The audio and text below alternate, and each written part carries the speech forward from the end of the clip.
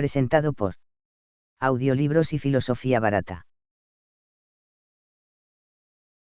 3 entre planetas. 15 Discovery.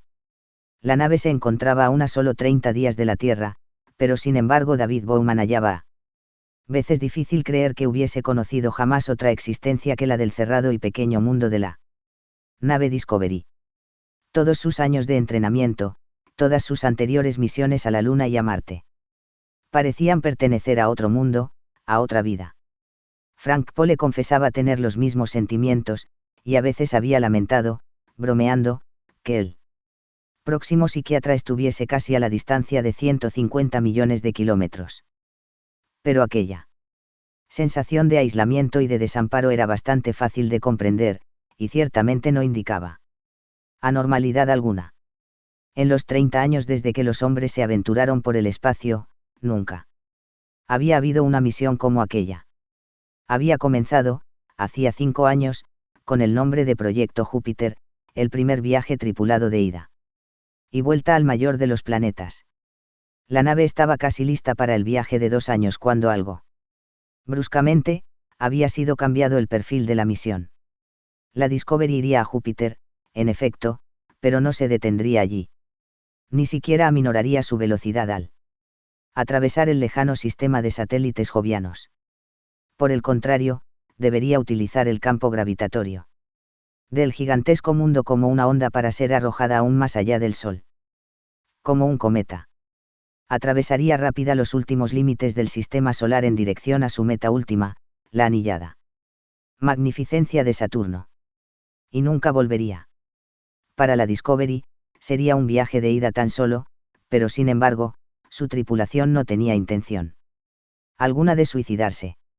Si todo iba bien, regresarían a la Tierra dentro de 7 años, 5 de los cuales pasarían como un relámpago en el tranquilo sueño de la hibernación, mientras esperaban el rescate por la aún no construida Discovery 2. La palabra rescate era evitada cuidadosamente en los informes y documentos de las agencias astronáuticas, implicaba algún fallo de planificación, por lo que la jerigonza aplicada era recuperación. Si algo iba realmente mal, a buen seguro que no habría esperanza alguna de rescate, a más de 1.000 millones de kilómetros de la Tierra. Era un riesgo calculado, como todos los viajes a lo desconocido. Pero después de medio siglo de investigación, la hibernación humana artificialmente inducida, había demostrado ser perfectamente segura, y esto había abierto nuevas posibilidades al viaje espacial. No habían sido explotadas al máximo, empero, hasta esta misión. Los 3 miembros del equipo de inspección, que no serían necesarios hasta que la nave entrase en su órbita final en torno a Saturno, dormirían durante todo el viaje exterior. Así se ahorrarían toneladas de alimentos y otros gastos, y lo que era casi tan importante, el equipo estaría fresco y alerta, y no fatigado por el viaje de 10 meses, cuando entrase en acción. La Discovery entraría en una órbita de aparcamiento en torno a Saturno, convirtiéndose en una nueva luna del planeta gigante. Describiría una elipse de más de 3 millones de kilómetros, que la llevaría junto a Saturno, y luego, a través de las órbitas de todas sus lunas principales. Tendrían 100 días para trazar cartas y estudiar un mundo cuya superficie era 80 veces mayor que la de la Tierra, y estaba rodeado por un séquito de lo menos 15 satélites conocidos, uno de los cuales era tan grande como el planeta Mercurio. Habría allí maravillas suficientes para siglos de estudio. La primera expedición solo podría llevar a cabo un reconocimiento preliminar.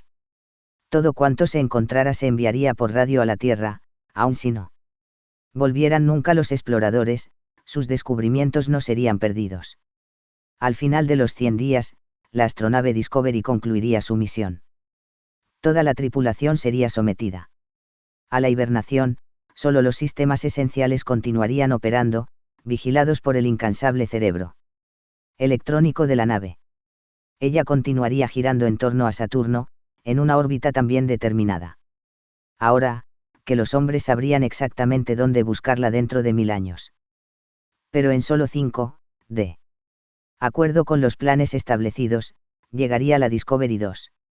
Aunque pasaran 6, 7 u 8 años, los Durmientes pasajeros no conocerían la diferencia. Para todos ellos, el reloj se habría parado, como se había parado ya para Whitehead, Kaminsky y Hunter. A veces Bowman, como primer capitán de la Discovery, envidiaba a sus 3 colegas, inconscientes en la helada paz de la hibernación. Ellos estaban libres de todo fastidio y toda responsabilidad, hasta que alcanzaran Saturno, el mundo exterior no existía para ellos. Pero aquel mundo estaba vigilándolos, a través de sus dispositivos biosensores, a un lado de la masa de instrumentos del puente de mando, había 5 pequeños paneles con los nombres de Hunter, Whitehead, Kaminsky, Pole, Bowman. Los 2 últimos estaban en blanco, no les llegaría el turno hasta dentro de un año. Los otros presentaban constelaciones de minúsculas lucecitas verdes, anunciando que todo iba bien, y en cada uno de ellos había una pantalla a través de la cual una serie de relucientes líneas trazaban los pausados ritmos que indicaban el pulso, la respiración y la actividad cerebral. Había veces en que Bowman, dándose cuenta de lo innecesario que aquello era, pues si algo iba mal, sonaría al instante el timbre de alarma, conectaba el dispositivo auditivo. Y, semi-hipnotizado, escuchaba los latidos infinitamente lentos del corazón de sus durmientes colegas, manteniendo los ojos fijos en las perezosas ondas que atravesaban en sincronismo la pantalla. Lo más fascinante de todo eran los trazados del electroencefalograma, las señales electrónicas de 3 personalidades que existieron, y que un día volverían a existir. Estaban casi exentas de los ascensos y los descensos, aquellos altibajos correspondientes a las explosiones eléctricas que señalaban la actividad del cerebro en vela, o hasta del cerebro en sueño normal. De subsistir cualquier chispa de conciencia, se hallaba más allá del alcance de los instrumentos, y de la memoria. Bowman conocía este hecho por experiencia personal. Antes de haber sido escogido para esta misión, habían sido sondeadas sus reacciones a la hibernación. No estaba seguro si había perdido una semana de su vida, o bien si se había pospuesto su muerte por el mismo lapso de tiempo. Cuando le fueron aplicados los electrodos a la frente, y comenzó a latir el generador de sueño, había visto un breve despliegue de formas caleidoscópicas y derivantes estrellas. Luego todo se había borrado, y la oscuridad le había engullido. No sintió nunca las inyecciones, y menos aún el primer toque de frío al ser reducida la temperatura de su cuerpo a solo pocos grados sobre cero. Despertó, y le pareció que apenas había cerrado los ojos. Pero sabía que era una ilusión, como fuera, estaba convencido de que habían transcurrido realmente años. Había sido completada la misión. Habían alcanzado ya Saturno, efectuado su inspección y puestos en hibernación. Estaba allí la Discovery 2, para llevarlos de nuevo a la Tierra. Estaba como ofuscado, como envuelto en la bruma de un sueño, incapaz en absoluto de distinguir entre los recuerdos falsos y reales. Abrió los ojos, pero había poco que ver, excepto una borrosa constelación de luces que le desconcertaron durante unos minutos. Luego se dio cuenta de que estaba mirando a unas lámparas indicadoras, pero como resultaba imposible enfocarlas, cesó muy pronto en su intento. Sintió el soplo de aire caliente, despejando el frío de sus miembros.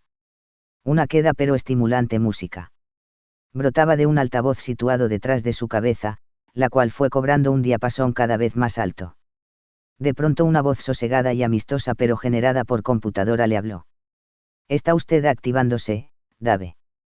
No se incorpore ni haga ningún movimiento violento. No intente hablar.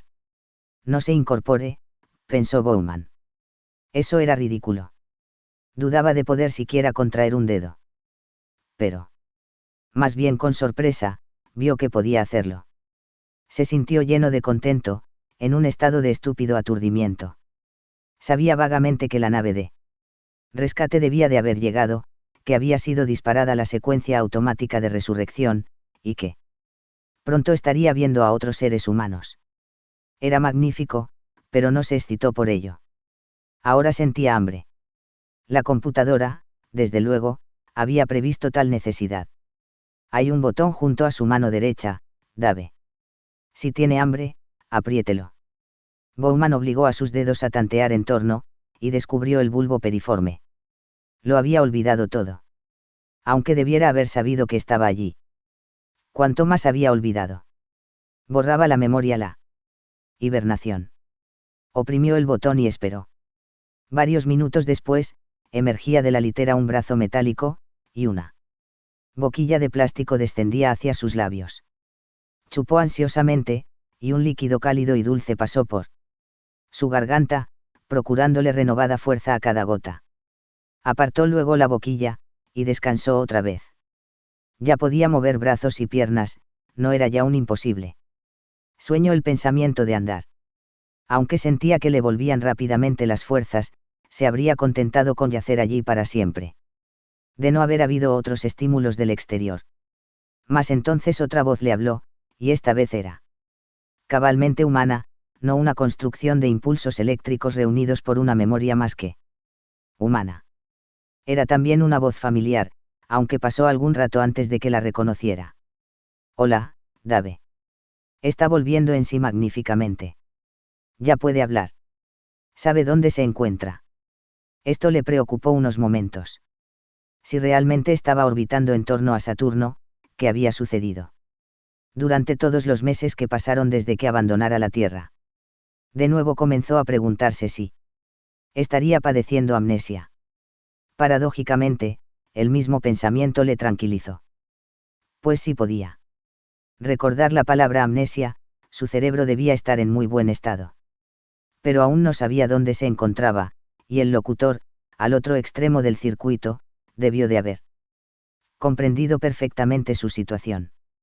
No se preocupe, Dave. Aquí Frank Pole. Estoy vigilando su corazón y respiración, todo está perfectamente normal. Relájese, tranquilícese. Vamos a abrir la puerta y a sacarle a usted. Una suave luz inundó la cámara, y vio la silueta de formas móviles recortadas contra la ensanchada entrada. Y en aquel momento todos sus recuerdos volvieron a su mente y supo exactamente dónde se encontraba. Aunque había vuelto sano y salvo de los más lejanos linderos del sueño, y de las más próximas fronteras de la muerte, había estado allí tan solo una semana. Al abandonar el hibernáculo, no vería el frío firmamento de Saturno, el cual estaba a más de un año en el futuro y a 1.500 millones de kilómetros de allí. Se encontraba aún en el departamento de adiestramiento del Centro de Vuelo Espacial, en Houston, bajo el ardiente sol de Texas. 16 al. Pero ahora Texas era invisible, y hasta resultaba difícil ver los Estados Unidos. Aunque el inductor de bajo impulso de plasma había sido cortado, la Discovery se hallaba aún navegando, con su grácil cuerpo semejante a una flecha apuntando fuera de la Tierra, y orientado todo su dispositivo óptico de alta potencia hacia los planetas exteriores, donde se encontraba su destino. Sin embargo, había un telescopio que apuntaba permanentemente a la Tierra. Estaba montado como la mira de un arma de fuego en el borde de la antena de largo alcance de la nave, y comprobaba que el gran rulo parabólico estuviese rígidamente fijado sobre su distante blanco. Mientras la Tierra permanecía centrada en la retícula del anteojo, el vital enlace de comunicación estaba intacto, y podían provenir y expedirse mensajes a lo largo del invisible haz que se extendía más de 3 millones de millas cada día. ¿Qué pasaba? Por lo menos una vez en cada periodo de guardia, Bowman miraba a la Tierra a través del telescopio de alineación de la antena. Pero como aquella estaba ahora muy lejos, atrás, del lado del Sol, presentaba a la Discovery su oscurecido hemisferio, y en la pantalla central aparecía el planeta como un centellante creciente de plata, semejante a otro Venus. Era raro que en aquel arco de luz siempre menguante pudieran ser identificados cualesquiera rasgos geográficos, pues las nubes y la cabina los ocultaban, pero hasta la oscurecida porción del disco era infinitamente fascinadora. Estaba sembrada de relucientes ciudades, algunas de ellas brillaban con invariable luz, titilando a veces como luciérnagas cuando pasaban sobre ellas variaciones atmosféricas. Había también periodos en que, cuando la luna pasaba en su órbita, resplandecía como una gran lámpara sobre los oscurecidos mares y continentes de la Tierra. Luego, con un temblor de agradecimiento. Bowman podía vislumbrar a menudo líneas costeras familiares, brillando en aquella espectral luz lunar. Y a veces, cuando el Pacífico estaba en calma, podía hasta ver el fulgir lunar brillando en su cara, y recordaba noches bajo las palmeras de las lagunas tropicales. Sin embargo, no lamentaba en absoluto aquellas perdidas bellezas. Las había disfrutado todas, en sus 35 años de vida, y estaba decidido a volverlas a disfrutar, cuando volviese rico y famoso. En el ínterin, la distancia las hacía a todas tanto más preciosas. Al sexto miembro de la tripulación no le importaban nada todas esas cosas, pues no era humano. Era él. Sumamente perfeccionado computador al 9000, cerebro y sistema nervioso de la nave. AL, sigla de computador algorítmico heurísticamente programado, nada menos, era una obra maestra de la tercera generación de computadores. Ello parecía ocurrir en intervalos de 20 años, y mucha gente pensaba ya que otra nueva creación era inminente. La primera había acontecido en 1940 y pico, cuando la válvula de vacío hacía tiempo anticuada, había hecho posible tantos cachivaches de alta velocidad como la ENIAC y sus sucesores. Luego en los años 60 habían sido perfeccionados sólidos ingenios microelectrónicos. Con su advenimiento, resultaba claro que inteligencias artificiales, cuando menos tan poderosas como la del hombre, no necesitaban ser mayores que mesas de despacho, caso de que se supiera cómo construirlas. Probablemente nadie lo sabría nunca, mas ello no importaba. En los años 80, Minsky y Wood habían mostrado cómo podían ser generadas automáticamente redes nerviosas autorreplicadas, de acuerdo con cualquier arbitrario programa de enseñanza. Podían construirse cerebros artificiales mediante un proceso asombrosamente análogo al desarrollo de un cerebro humano. En cualquier caso dado, jamás se sabrían los detalles precisos, y hasta si lo fueran, serían millones de veces demasiado complejos para la comprensión humana.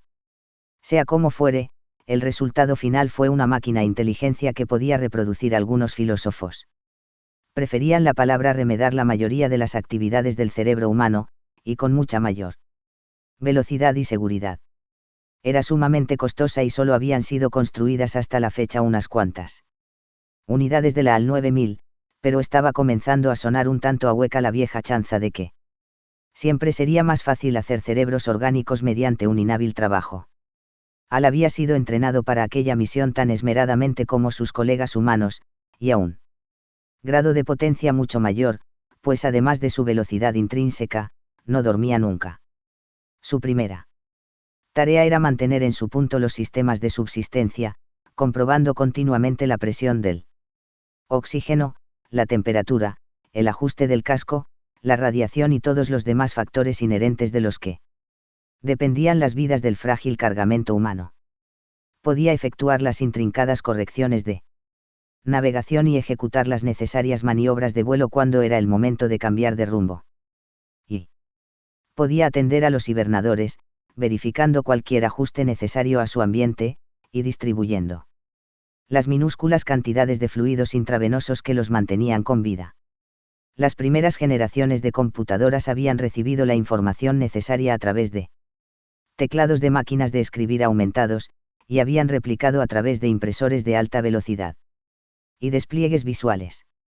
AL podía hacerlo también así, de ser necesario, pero la mayoría de sus comunicaciones con sus camaradas de navegación se hacían mediante la palabra hablada. Poley Bowman podían hablar a AL como si fuese un ser humano, y él replicaría en el más puro y perfecto inglés que había aprendido durante las fugaces semanas de su electrónica infancia. Sobre si AL pudiera realmente pensar, era una cuestión que había sido establecida por el matemático inglés Alan Turing en los años 40. Turing había señalado que, si se podía llevar a cabo una prolongada conversación con una máquina indistintamente mediante máquina de escribir o micrófono, sin ser capaz de distinguir entre sus respuestas y las que podría dar un hombre, en tal caso la máquina estaba pensando, por cualquier sensible definición de la palabra. AL podía pasar con facilidad el test de Turing. Y hasta podía llegar el día en que AL tomase el mando de la nave, en caso de emergencia, si nadie Respondía a sus señales, intentaría despertar a los durmientes miembros de la tripulación, mediante una estimulación eléctrica y química. Y si no respondían, pediría nuevas órdenes por radio a la Tierra. Y entonces, si tampoco la Tierra respondiese, adoptaría las medidas que juzgara necesarias para la salvaguardia de la nave y la continuación de la misión, cuyo real propósito solo él conocía, y que sus colegas humanos jamás habrían sospechado. Pole y Bowman se habían referido a menudo humorísticamente a sí mismos como celadores o conserjes. A bordo de una nave que podía realmente andar por sí misma. Se hubieran asombrado mucho, y su indignación hubiera sido más que regular, al descubrir cuánta verdad contenía su chanza. 17 en crucero. La carrera cotidiana de la nave había sido planeada con gran cuidado, y teóricamente cuando menos. Bowman y Pole sabían lo que deberían estar haciendo a cada momento de las 24 horas. Operaban en turno alternativo de 12 horas, no hallándose nunca dormidos los dos al mismo tiempo. El oficial de servicio permanecía normalmente en el puente de mando, mientras su adjunto proveía al cuidado general, inspeccionaba la nave, solucionaba los asuntos que constantemente se presentaban, o descansaba en su cabina. Aunque Bowman era el capitán nominal, ningún observador exterior podría haberlo deducido, en esta fase de la misión. Él y Pole intercambiaban papeles, rango y responsabilidades por completo cada 12 horas. Ello mantenía a ambos en el máximo de adiestramiento, minimizaba las probabilidades de fricción, y acercaba al objetivo de un 100% de eficacia. El día de Bowman comenzaba a las 6, hora de la nave. La hora universal de los astrónomos. Si andaba retrasado, Al tenía una variedad de artilugios para recordarle su deber, pero no había sido necesario usarlos nunca. Como simple prueba, Pole había desconectado una vez el despertador, pero sin embargo, Bowman se había levantado automáticamente a la hora debida. Su primer acto oficial del día era adelantar 12 horas el cronómetro regidor de la hibernación. De haberse dejado de hacer esta operación 2 veces seguidas, ello supondría que tanto él como Pole habían sido incapacitados, debiendo ser por ende efectuada la necesaria acción de emergencia. Bowman se aseaba y hacía sus ejercicios isométricos antes de sentarse para desayunar y para escuchar la edición radiada matinal del World Times. En tierra, no prestaba nunca tanta atención al periódico como ahora, hasta los más pequeños chismorreos de sociedad, los más fugaces rumores políticos, parecían de un absorbente interés para él, cuando pasaban por la pantalla. A las 7 debía relevar oficialmente a Pole en el puente de mando, llevándole un tubo de café de la cocina. Si, como era por lo general el caso, no había nada que informar ni acción alguna que ejecutar, se dedicaba a comprobar las lecturas de todos los instrumentos, y verificaba una serie de pruebas destinadas a localizar posibles deficiencias en su funcionamiento. Para las 10, había terminado con esa tarea, y comenzaba un periodo de estudio. Bowman había sido estudiante natural más de la mitad de su vida, y continuaría siéndolo hasta que se retirase, gracias a la revolución del siglo XX en las técnicas de instrucción e información, poseía ya el equivalente de 2 o 3 carreras, y, lo que era más, podía recordar el 90% de lo que había aprendido. Hacía 50 años habría sido considerado especialista en astronomía aplicada y sistemas de cibernética y propulsión espacial, aunque solía negar, con auténtica indignación, que fuese un especialista en nada. Bowman nunca había podido fijar su atención exclusivamente en un tema determinado, a pesar de las sombrías prevenciones de sus instructores, había insistido en sacar su grado de perito en astronáutica general, carrera vaga y borrosa, destinada a aquellos cuyo cociente de inteligencia estaba en el bajo 130, y que nunca alcanzarían los rangos superiores de su profesión. Mas su decisión había sido acertada, aquella cerrada negativa a especializarse le había calificado singularmente para su presente tarea. Del mismo modo, Frank Pole, quien a veces se denominaba así mismo con menosprecio practicante general en biología espacial, había sido una elección ideal como su adjunto.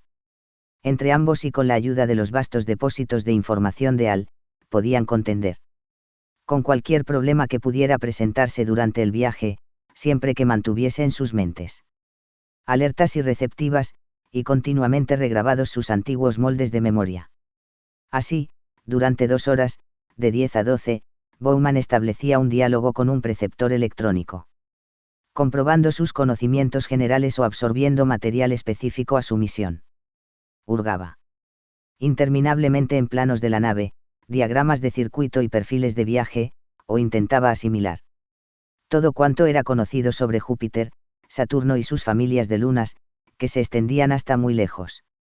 A mediodía se retiraba a la cocina y dejaba la nave a Al, mientras él preparaba su comida. Aún aquí. Estaba del todo en contacto con los acontecimientos, pues la pequeña salita cocina-comedor contenía un duplicado del tablero de situación, y Al podía llamarle en un momento de advertencia. Pole se le unía en esta comida, antes de volver a su periodo de 6 horas de sueño, y por lo general contemplaban uno de los programas regulares de la televisión que se les dirigía expresamente desde tierra. Sus menús habían sido planeados con tal esmerada minuciosidad como cualquier parte de la misión. Las viandas, congeladas en su mayoría, eran uniformemente excelentes, habiendo sido elegidas para él mínimo de molestia. Habían que ser simplemente abiertos e introducido su contenido en la reducida autococina, que lanzaba un zumbido de atención cuando había efectuado su tarea.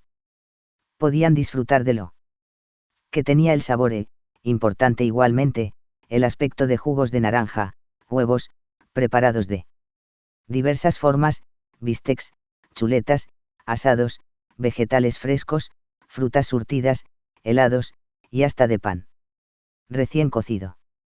Tras la comida, desde las 13 a las 16, Bowman hacía un lento y cuidadoso recorrido de la nave, o de la parte accesible de ella. La Discovery medía casi 135 metros de extremo a extremo, pero el pequeño universo ocupado por su tripulación se reducía casi por completo a los 15 metros de la esfera del casco de presión. Allá se encontraban todos los sistemas de subsistencia, y el puente de mando, que era el corazón operativo de la nave. Bajo el mismo había un garaje espacial dotado de 3 cámaras reguladoras de presión, a través de las cuales podían salir al vacío, de requerirse actividad extravehicular, unas cápsulas motrices que podían contener un hombre cada una de ellas. La región ecuatorial de la esfera de presión, el corte, como si fuese, de Capricornio a Cáncer, encerraba un cilindro de rotación lenta, de 11 metros de diámetro. Al efectuar una revolución cada 10 segundos. Este teovivo de fuerza centrífuga producía una gravedad igual a la de la Luna. Ello bastaba para evitar la atrofia física que resultaría de la completa ausencia de peso, permitiendo que se efectuaran en condiciones normales o casi normales las funciones rutinarias de la existencia. El teovivo contenía por ende los servicios de cocina, comedor, lavado y aseo. Solo allí les resultaba seguro preparar y manipular bebidas calientes, cosa muy peligrosa en condiciones de ingravidez, donde podía uno ser malamente escaldado por glóbulos flotantes o agua hirviendo. El problema del afeitado estaba también solucionado, no se producían ingrávido pelillos volanderos que pudiesen averiar el dispositivo eléctrico y producir un peligro para la salud. El torno al borde del teovivo había 5 reducidos cubículos, arreglados por cada astronauta a su gusto y que contenían sus pertenencias personales. Solo los de Bowman y Pole estaban entonces en uso, pues los futuros ocupantes de las restantes 3 cabinas reposaban en sus sarcófagos electrónicos próximos a la puerta. En caso de ser necesario, podía detenerse el giro del teovivo. Cuando esto acontecía, había de retenerse su movimiento angular en un volante, volviéndose a conmutar cuando se recomenzaba la rotación. Pero normalmente se le dejaba funcionando a velocidad constante, pues resultaba bastante fácil penetrar en él. Gran cilindro giratorio yendo mano sobre mano a lo largo de una barra que atravesaba la región de gravedad cero de su centro. El traslado a la sección móvil era tan fácil y automático, tras una pequeña práctica, como subir a una escalera móvil. El casco esférico de presión formaba la cabeza de la tenue estructura en forma de flecha de más de 100 metros de longitud. La Discovery, al igual que todos los vehículos destinados a la penetración en el espacio profundo, era demasiado frágil y de líneas no aerodinámicas para pensar en la atmósfera, o para desafiar el campo gravitatorio de cualquier planeta. Había sido montada en órbita en torno a la Tierra. Probada en un vuelo inicial translunar, y finalmente en órbita en torno a la Luna. Era una criatura del espacio puro, y lo parecía.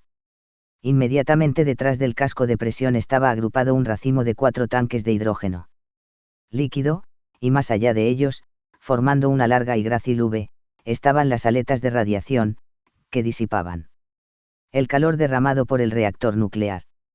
Entreveradas en una delicada tracería de tubos para el fluido de enfriamiento, se asemejaban a las alas de algún gran dragón volante, y desde ciertos ángulos, la nave Discovery proporcionaba una fugaz semejanza a un antiguo velero. En la misma punta de la quinta, a 100 metros del compartimiento de la tripulación, se encontraba el acorazado infierno del reactor, y el complejo de concentrados electrodos a través del cual emergía la incandescente materia desintegrada del motor de plasma. Este había ejecutado su trabajo hacía semanas, forzando a la Discovery a salir de la órbita estacionaria en torno a la Luna. Ahora, el reactor emitía solamente un tic-tac al generar energía eléctrica para los servicios de la nave, y las grandes aletas radiadoras, que se tornaban de un rojo cereza cuando la Discovery aceleraba al máximo impulso, aparecían oscuras y frías. Aunque se requeriría una excursión en el espacio para examinar esta región de la nave, había instrumentos y apartadas cámaras de televisión que proporcionaban un informe completo de las condiciones allí existentes. Bowman creía conocer ya íntimamente cada palmo cuadrado del radiador, paneles, y cada pieza de tubería asociada con ellos. Para las 16 horas había ya terminado su inspección, y hacía un informe verbal al control de la misión, hablando hasta que comenzó a llegarle el acuse de recibo. Entonces apagó su transmisor, escuchó lo que tenía que decir Tierra, y volvió a transmitir su respuesta a algunas preguntas. A las 18 se levantó Poley. Le entregó el mando. Disponía entonces de 6 horas libres, para emplearlas como le placiera. A veces, continuaba sus estudios, o escuchaba música o contemplaba una película. Mucho del tiempo lo empleaba revisando la inagotable biblioteca electrónica de la nave. Habían llegado a fascinarle las grandes exploraciones del pasado, cosa bastante comprensible, dadas las circunstancias. A veces navegaba con Piteas a través de las columnas de Hércules, a lo largo de la costa de una Europa apenas surgida de la Edad de Piedra, aventurándose casi hasta las frías brumas del Ártico. O 2000 años después perseguía con Anson a los galeones de Manila, o navegaba con Cook a lo largo de los ignotos azares de la Gran Barrera de Arrecifes, o realizaba con Magallanes la primera circunnavegación del globo. Y comenzaba a leerla Odisea, que era de todos los libros el que más vívidamente le hablaba a través de los abismos del tiempo. Para distraerse, siempre podía entablar con Al un gran número de juegos semiautomáticos, incluyendo las damas y el ajedrez. Si se empleaba a fondo Al podía ganar cualquiera de estos juegos, pero ¿cómo? Ello sería malo para la moral. Había sido programado para ganar el 50% de las veces y sus contendientes humanos pretendían no saberlo. Las últimas horas de la jornada de Bowman estaban dedicadas a un aseo general y pequeñas ocupaciones, a lo que seguía la cena a las 20. De nuevo con Pole. Luego había una hora durante la cual hacía o recibía llamadas personales a la Tierra. Como todos sus colegas, Bowman era soltero, pues no era justo enviar hombres con familias a una misión de tal duración. Aunque numerosas damitas habían prometido esperar hasta que regresase la expedición, nadie lo creía realmente. Al principio Poley y Bowman habían estado haciendo llamadas más bien íntimas una vez por semana, a pesar de saber que muchos oídos estarían escuchando en el extremo del circuito Tierra destinado a inhibirlas. Sin embargo, a pesar de que el viaje apenas había comenzado, había empezado ya a disminuir el calor y la frecuencia de las conversaciones con sus novias en la Tierra. Lo habían esperado, ese era uno de los castigos de un astronauta, como lo había sido antaño para la vida de los marinos. Verdad era, sin embargo bien notoria por cierto que los marinos tenían compensaciones en otros puertos, por desgracia, no existían islas tropicales llenas de morenas muchachas más allá de la órbita de la Tierra. Los médicos del espacio, desde luego, habían abordado con su habitual entusiasmo el problema, y la farmacopea de la nave procuraba adecuados, si bien no seductores, sustitutos. Poco antes de efectuar el traspaso de mando, Bowman hacía su informe final, y comprobaba que había transmitido todas las cintas de instrumentación para el curso del día. Luego, si tenía ganas de ello, pasaba un par de horas leyendo o viendo una película, y a medianoche se acostaba, no necesitando habitualmente para dormirse auxilio alguno de electronarcosis. El programa de Pole era tan igual al suyo como la imagen de un espejo, y los dos regímenes de trabajo casaban sin fricción. Ambos estaban totalmente ocupados, eran inteligentes y bien compenetrados como para querellarse, y el viaje se había asentado en una cómoda rutina desprovista en absoluta de acontecimientos, hallándose señalado el paso del tiempo solo por los números cambiantes de los relojes. La esperanza mayor de la pequeña tripulación de la Discovery era que nada perturbase aquella sosegada monotonía, en las semanas y meses por venir. 18 a través de los asteroides. Semana tras semana como un tranvía a lo largo del carril de su órbita, exactamente predeterminada, la Discovery pasó por la de Marte siguiendo hacia Júpiter. A diferencia de todas las naves que atravesaban los firmamentos o los mares de la Tierra, ella no requería ni siquiera el más mínimo toque de los controles. Su derrotero estaba fijado por las leyes de la gravitación, no había aquí ni bajos ni arrecifes no señalados en la carta, en los cuales pudiese encallar. Ni había el más ligero peligro de colisión con otra nave, pues no existía ninguna en donde fuera cuando menos de construcción humana entre ella y las infinitamente distantes estrellas.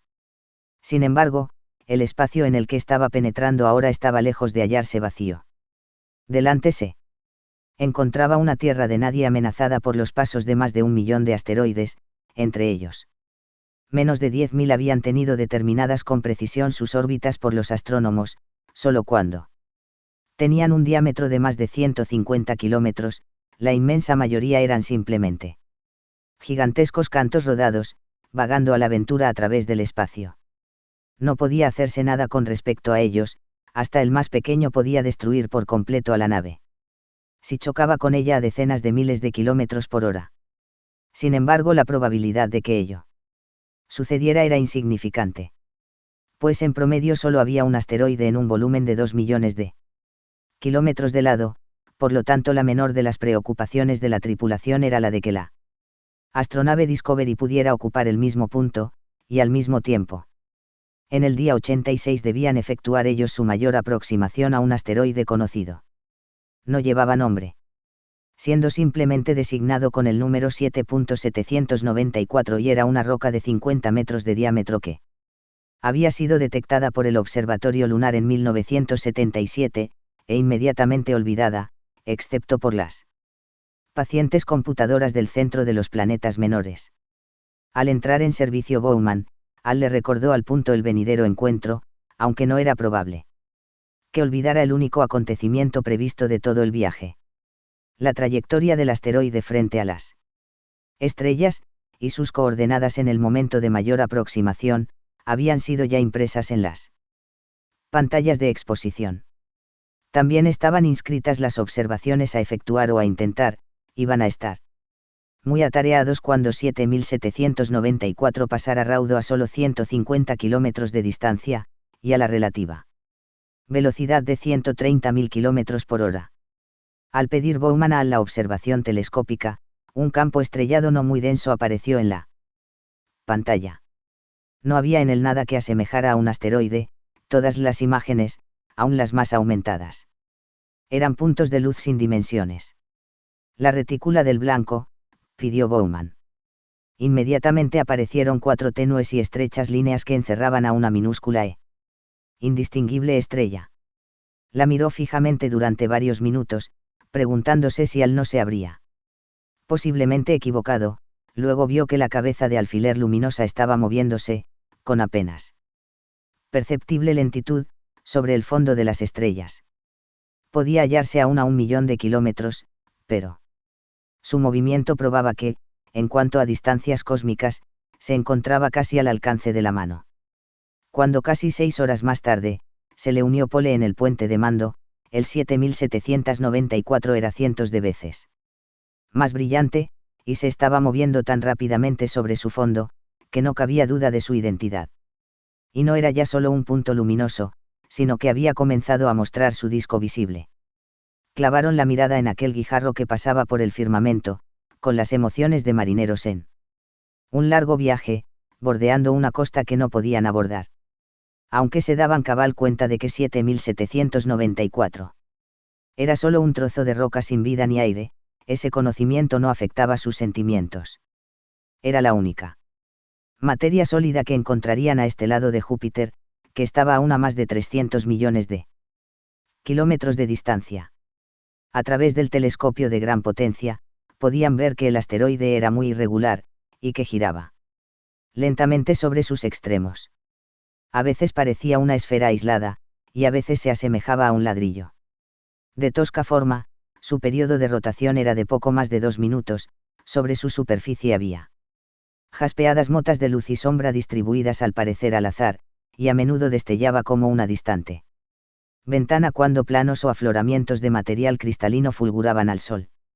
Estaba pasando ante ellos a casi 50 kilómetros por segundo, disponían tan solo, pues, de unos cuantos frenéticos minutos para observarlo atentamente. Las cámaras automáticas tomaron docenas de fotografías, los ecos devueltos por el radar de navegación eran registrados cuidadosamente para un futuro análisis y quedaba el tiempo justo para lanzar una cápsula de impacto. Esta cápsula no llevaba ningún instrumento, pues no podría ninguno de ellos sobrevivir a tales velocidades cósmicas. Era simplemente una bala de metal, disparada desde la Discovery en una trayectoria que interseccionaría la del asteroide. Al deslizarse los segundos antes del impacto, Pole y Bowman esperaron con creciente tensión. El experimento, por simple que pareciera en principio, determinaba el límite, la precisión de sus dispositivos.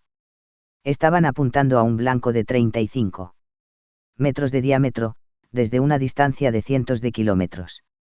Se produjo una súbita y cegadora explosión de luz contra la parte oscurecida del asteroide, el proyectil había hecho impacto a velocidad meteórica, en una fracción de segundo, toda su energía cinética había sido transformada en calor.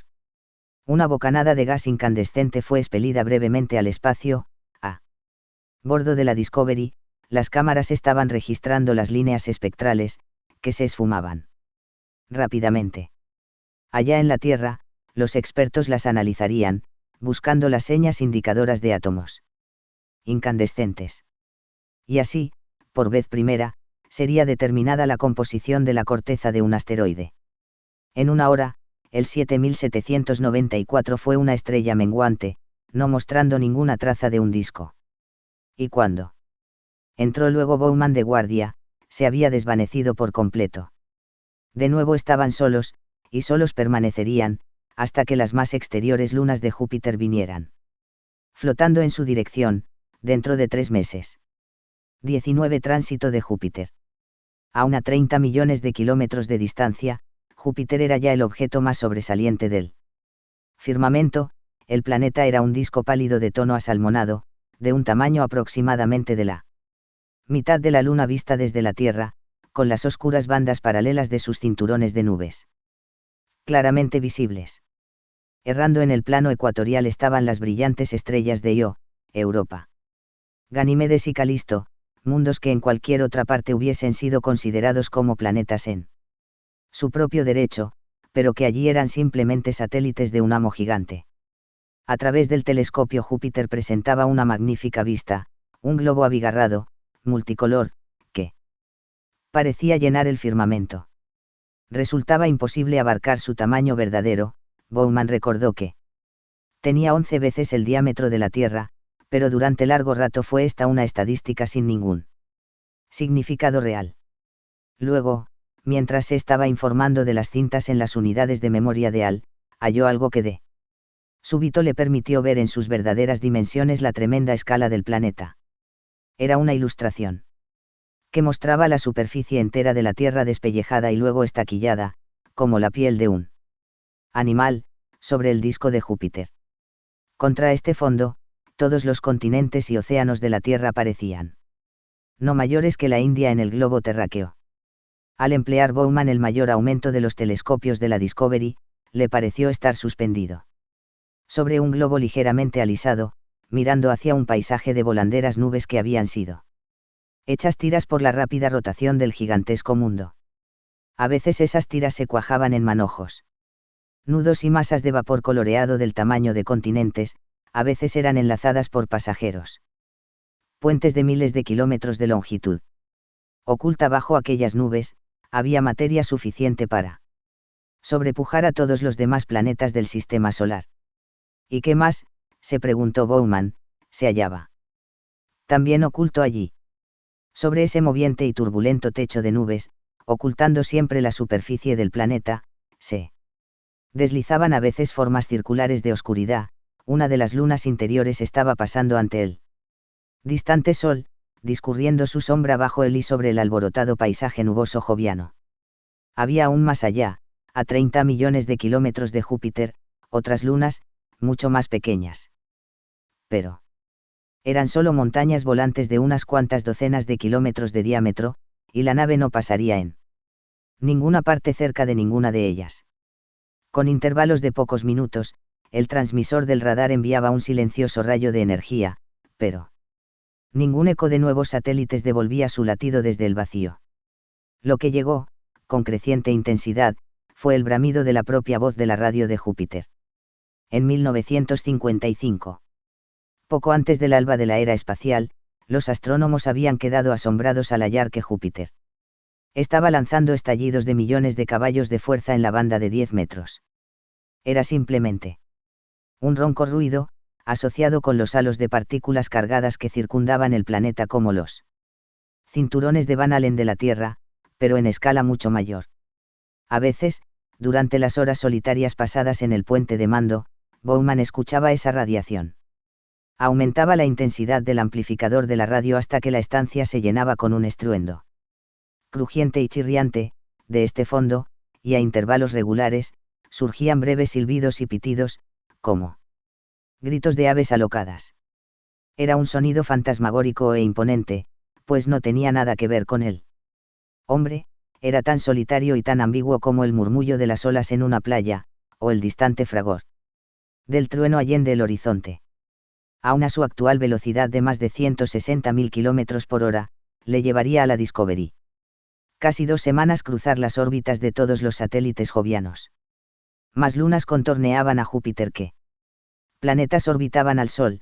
El observatorio lunar estaba descubriendo nuevas lunas cada año, llegando ya la cuenta a 36. La más exterior Júpiter 17 era retrógrada y se movía en inconstante trayectoria, a 48 millones de kilómetros de su amo temporal. Era el premio de un constante tira y afloja entre Júpiter y el Sol, pues el planeta estaba capturando constantemente lunas efímeras del cinturón de asteroides, y perdiéndolas de nuevo al cabo de unos cuantos millones de años. Solo los satélites interiores eran de su propiedad permanente, el Sol no podría nunca arrancarlos de su asidero. Ahora se encontraba aquí uno nuevo como presa de los antagónicos campos gravitatorios. La Discovery estaba acelerando a lo largo de una compleja órbita calculada hacía meses por los astrónomos de la Tierra, y cotejada constantemente por Al. De cuando en cuando se producían minúsculos golpecitos automáticos de los reactores de control, apenas perceptibles a bordo de la nave, al efectuarse la debida corrección de trayectoria. En el enlace de radio con la Tierra, fluía constantemente la información. Estaban ahora tan lejos del hogar, que viajando a aquella velocidad sus señales tardaban 50 minutos en llegar. Aunque el mundo entero estaba mirando sobre sus hombros, contemplando a través de sus ojos y de sus instrumentos a medida que se aproximaban a Júpiter, pasaría casi una hora antes de que llegaran a Tierra las nuevas de sus descubrimientos. Las cámaras telescópicas estaban operando constantemente al atravesar la nave la órbita de los gigantescos satélites interiores, cada uno de los cuales tenía una superficie mayor que la de la Luna. 3 horas antes del tránsito, la Discovery pasó solo a 32.000 kilómetros de Europa, y todos los instrumentos fueron apuntados al mundo que se aproximaba, que crecía constantemente de tamaño. Cambio de esfera a semiesfera y pasó rápidamente en dirección al Sol. Aquí había también 30 millones cuadrados de superficie, que no había sido hasta ese momento más que la cabeza de un alfiler para el más poderoso telescopio. Los pasarían raudos en unos minutos, y debían sacar el mayor partido del encuentro, registrando toda la información que pudieran. Habría meses para poder revisarla despacio. Desde la distancia, Europa había parecido una gigantesca bola de nieve, reflejando con notable eficiencia la luz del lejano sol. Observaciones más atentas así lo confirmaron, a diferencia de la polvorienta luna. Europa era de una brillante blancura, mucha de su superficie estaba cubierta de destellantes trozos que se asemejaban a varados icebergs. Casi ciertamente, estaban formados por amoníaco y agua que el campo gravitatorio de Júpiter había dejado, como fuera, de capturar. Solo a lo largo del ecuador era visible la roca desnuda, aquí había una tierra de nadie increíblemente mellada de cañones y revueltos roquedales y cantos rodados, formando una franja más oscura que rodeaba completamente el pequeño mundo. Había unos cuantos cráteres meteóricos, pero ninguna señal de vulcanismo.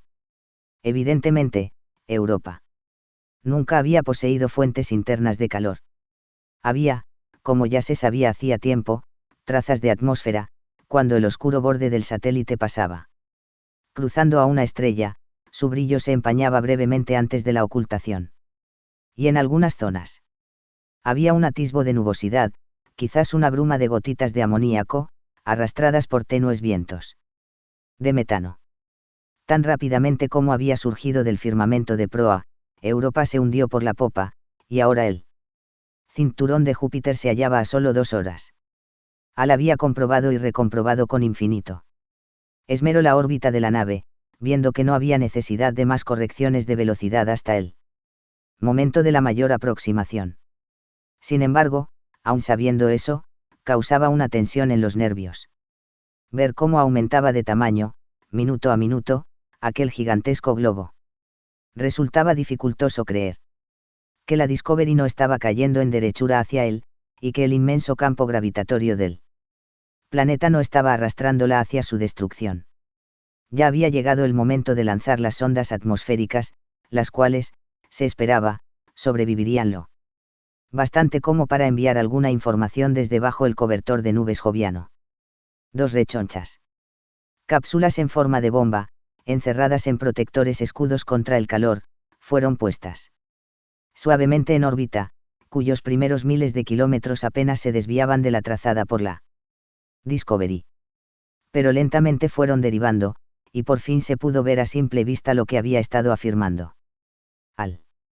La nave se hallaba en una órbita casi rasante, no de colisión, no tocaría la atmósfera.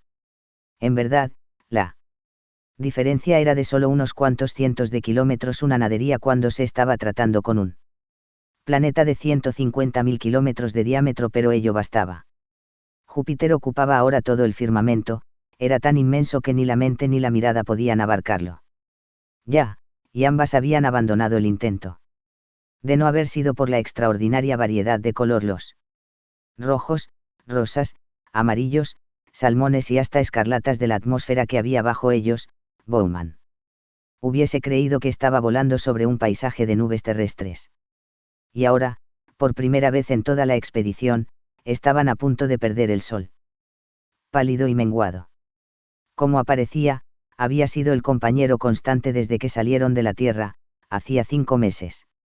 Pero ahora su órbita se estaba hundiendo en la sombra de Júpiter, y no tardarían en pasar al lado nocturno del planeta. 1.600 kilómetros más adelante, la franja del crepúsculo estaba lanzándose hacia ellos, detrás, el sol estaba sumiéndose rápidamente en las nubes jovianas.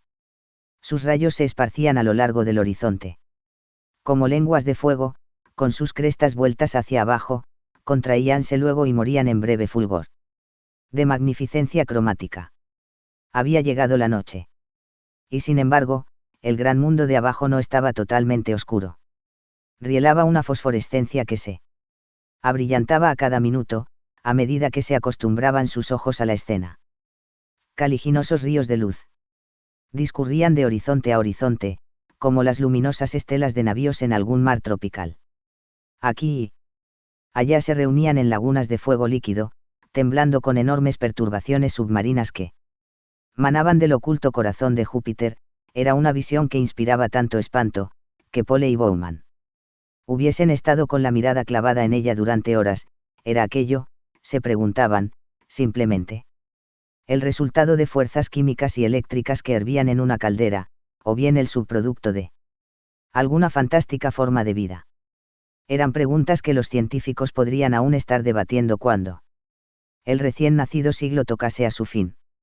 A medida que se sumían más en la noche joviana, se hacía constantemente más brillante el fulgor bajo ellos. En una ocasión Bowman había volado sobre el norte del Canadá durante el cenit de la aurora. La nieve que cubría el paisaje había sido tan fría y brillante como esto. Y aquella soledad ártica, recordó, era más de 100 grados más cálida que las regiones sobre las cuales estaban lanzándose ahora. La señal de la Tierra está desvaneciéndose rápidamente, anunció Al. Estamos entrando en la primera zona de difracción. Lo habían esperado. En realidad era uno de los objetivos de la misión, cuando la absorción de microondas proporcionaría valiosa información sobre la atmósfera joviana. Pero ahora que habían pasado realmente tras el planeta, y se cortaba la comunicación con la Tierra, sentían una súbita y abrumadora soledad. El cese de radio duraría solo 1 hora, luego emergerían de la pantalla eclipsadora de Júpiter y reanudarían el contacto con la especie humana. Sin embargo, aquella hora sería la más larga de sus vidas. A pesar de su relativa juventud, Pole y Bowman eran veteranos de una docena de viajes espaciales. Mas ahora se sentían como bisoños. Estaban intentando algo por primera vez. Nunca había viajado ninguna nave a tales velocidades, o desafiado tan intenso campo gravitatorio. El más leve error en la navegación en aquel punto crítico y la Discovery saldría despedida hacia los límites extremos del sistema solar, sin esperanza alguna de rescate. Arrastrábanse los lentos minutos. Júpiter era ahora una pared vertical de fosforescencia, extendiéndose al infinito sobre ellos, y la nave estaba remontando en derechura su resplandeciente cara. Aunque sabían que estaban moviéndose con demasiada rapidez para que los prendiese la gravedad de Júpiter, resultaba difícil creer que no se había convertido la Discovery en un satélite de aquel mundo. Al fin, y muy delante de ellos, hubo un fulgor luminoso a lo largo del horizonte. Estaban emergiendo de la sombra, saliendo al sol. Y casi en el mismo momento, Al anunció: Estoy en contacto radio con Tierra. Me alegra también decir que ha sido completada con éxito la maniobra de perturbación. Nuestro tiempo hasta Saturno es de 167 días, 5 horas. 11 minutos. Estaba al minuto de lo calculado. El vuelo de aproximación había sido llevado a cabo con precisión impecable. Como una bola en una mesa de billar, la Discovery se había apartado del móvil campo gravitatorio de Júpiter, y obtenido el impulso para el impacto. Sin emplear combustible alguno, había aumentado su velocidad en varios miles de kilómetros por hora. Sin embargo, no había en ello violación alguna de las leyes de la mecánica. La naturaleza equilibraba siempre sus asientos, y Júpiter había perdido exactamente tanto impulso angular como la Discovery. Había ganado. El planeta había sido retardado, pero como su masa era 1/5 de veces mayor que la de la nave, el cambio de su órbita era demasiado ínfimo como para ser detectable. No había llegado aún la hora en que el hombre podría dejar su señal sobre el sistema solar. Al aumentar la luz rápidamente en su derredor, alzándose una vez más el sumido sol en el firmamento joviano, Pole y Bowman se estrecharon las manos en silencio. Pues aunque les resultaba difícil creerlo, había sido culminada sin tropiezo, la primera parte de su misión. 20 El mundo de los dioses. Pero aún no habían terminado con Júpiter.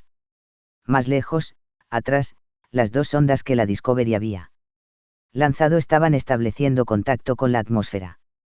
De una de ellas no se había vuelto a oír, Probablemente había hecho una entrada demasiado precipitada. Y se había incendiado antes de poder transmitir información alguna. La segunda tuvo más suerte, hendía las capas superiores de la atmósfera joviana, deslizándose de nuevo al espacio. Tal como había sido planeado, había perdido tanta velocidad en el encuentro, que volvía a retroceder a lo largo de una gran elipse. 2 horas después reentraba en la atmósfera en el lado diurno del planeta, moviéndose a 112.000 kilómetros por hora. Inmediatamente fue arrojada en una envoltura de gas incandescente, perdiéndose el contacto de radio. Hubo ansiosos minutos de espera, entonces, para los 2 observadores del puente de mando.